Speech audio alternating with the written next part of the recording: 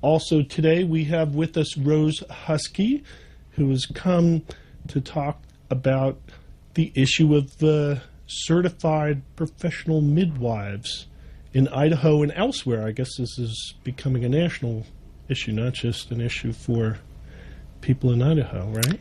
It is a national issue, and thank you very is. much for inviting me to be here. I appreciate this opportunity. I learned about certified professional midwives about a year ago, and I was shocked and surprised. And it's difficult sometimes to kind of get your brain around this because there's categories of midwives. The important thing to remember is that certified nurse midwives, CNM, are registered nurses. They have Bachelor of Science in Nursing, and then they go forward to other accredited institutions to gain postgraduate training in midwifery. And it's probably a 2 to 3 year program, much like a master's program would be.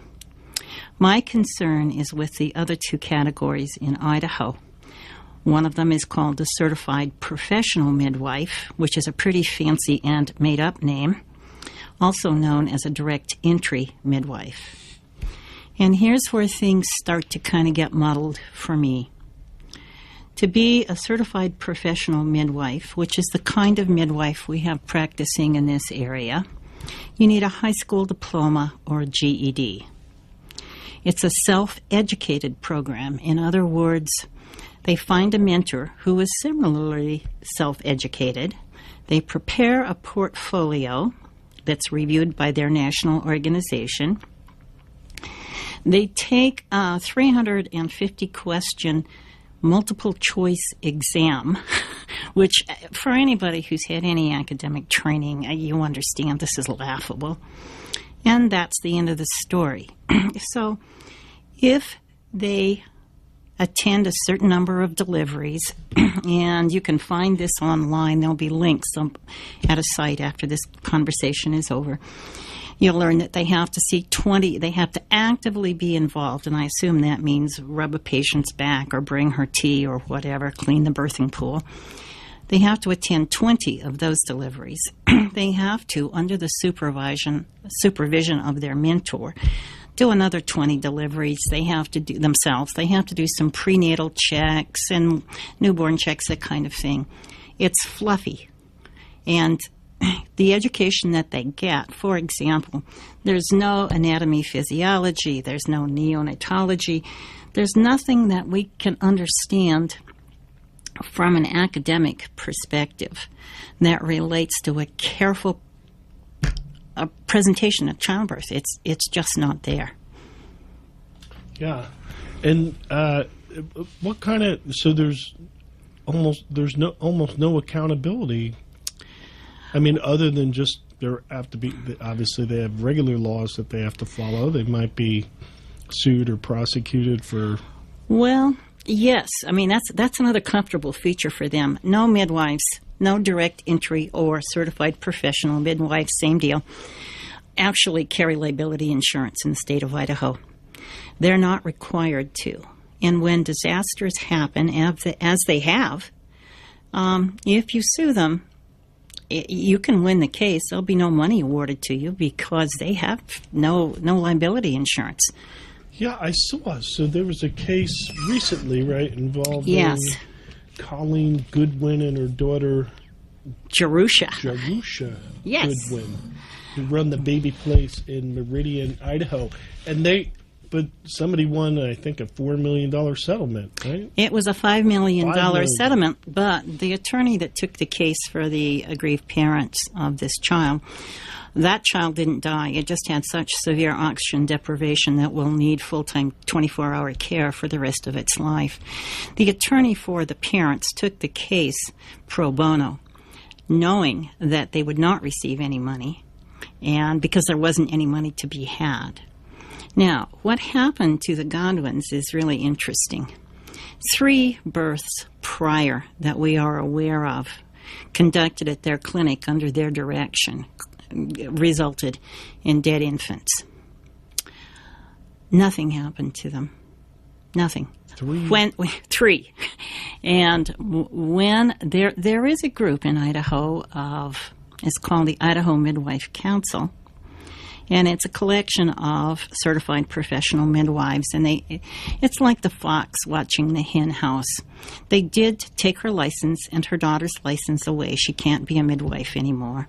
She sold her clinic, and a new group of people now run it, also certified professional midwives. Later on, we can go into the real risks associated with this kind of child care.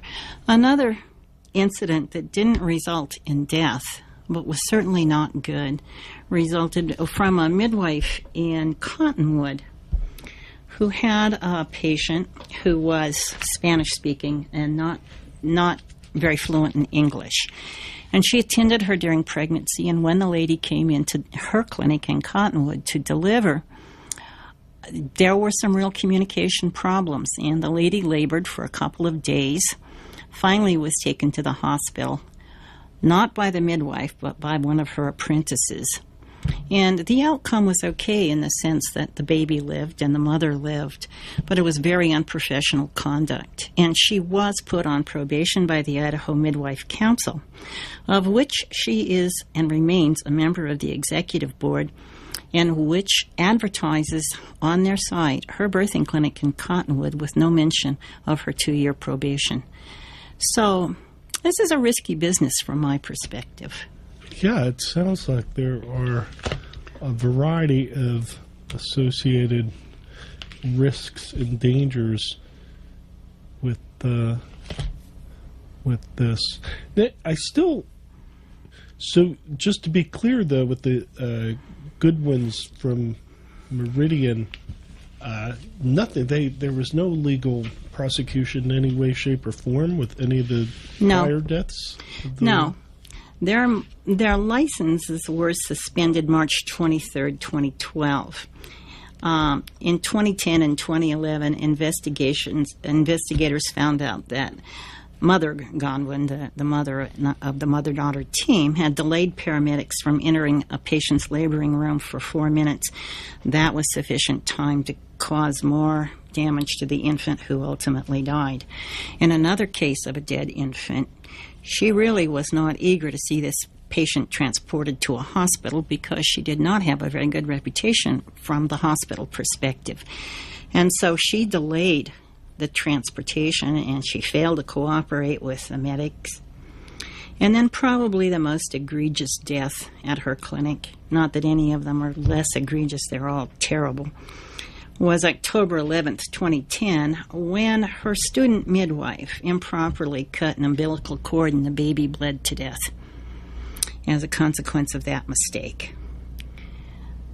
These are the kinds of things that do not happen in a hospital-centered birth. And it's important to point out that nurse midwives work cooperatively with medical professionals. They work in hospitals. They have their own little midwifery section.